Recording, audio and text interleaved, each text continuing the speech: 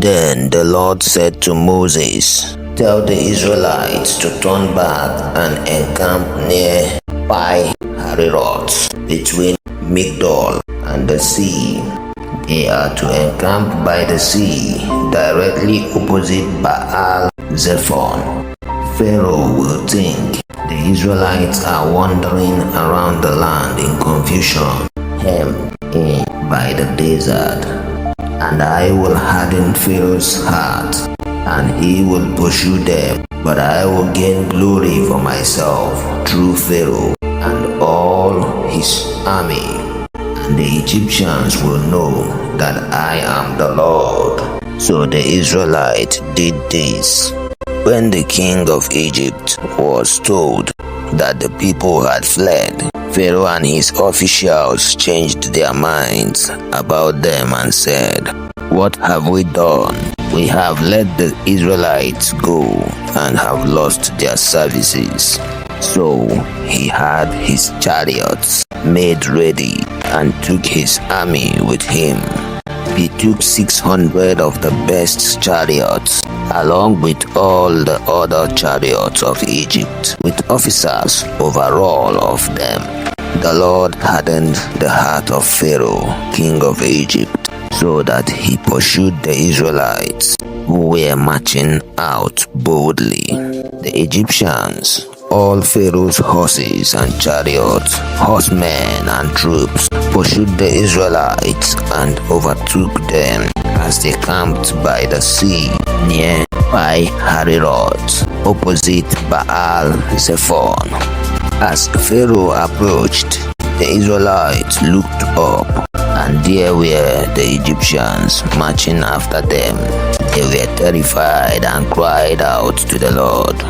They said to Moses, "Was it because there were no graves in Egypt that you brought us to the desert to die?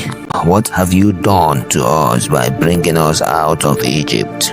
Didn't we say to you in Egypt, 'Leave us alone, let us serve the Egyptians'? If it would have been better for us to serve the Egyptians than to die in the desert."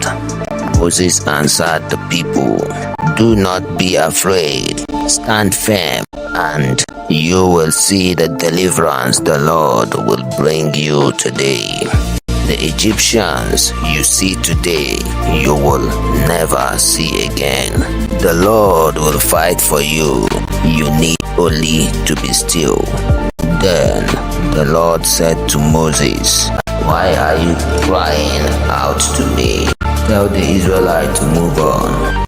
Raise your staff and stretch out your hand over the sea to divide the water so that the Israelites can go through the sea on dry ground. I will harden the hearts of the Egyptians so that they will go in after them. And I will gain glory through Pharaoh and all his army, through his chariots and his horsemen. The Egyptians will know that I am the Lord when I gain glory through Pharaoh, his chariot and his horsemen." Then the angel of God, who had been traveling in front of Israel's army, withdrew and went behind them.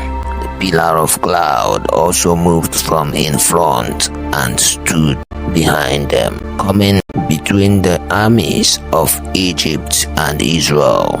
Throughout the night, the cloud brought darkness to the one side and light to the other side. So neither went near the other all night long.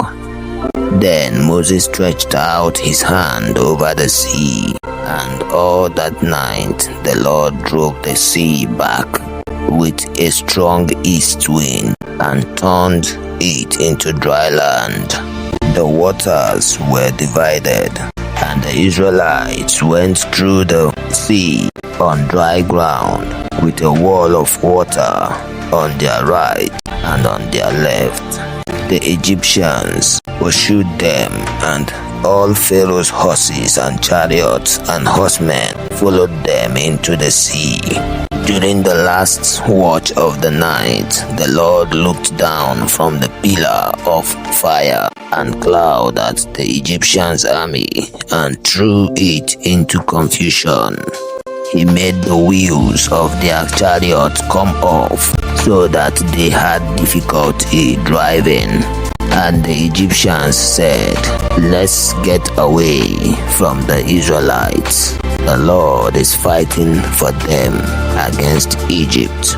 Then the Lord said to Moses, "Stretch out your hand over the sea so that the waters may flow back over the Egyptians and their chariots and horsemen." Moses stretched out his hand over the sea, and at daybreak the sea went back to its place. The Egyptians were fleeing towards it, and the Lord swept them into the sea. The water flowed back and covered the chariots and horsemen. The entire army of Pharaoh that had followed the Israelites into the sea, not one of them survived. But the Israelites went through the sea on dry ground, with a wall of water on their right and on their left.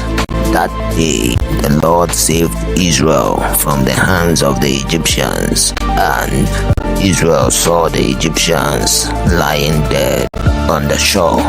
And when the Israelites saw the great power the Lord displayed against the Egyptians, the people feared the Lord and put their trust in him and in Moses, his servant. If you are not following Bible readings, you are probably never going to see us again. If you are, then congratulations, you are growing every day.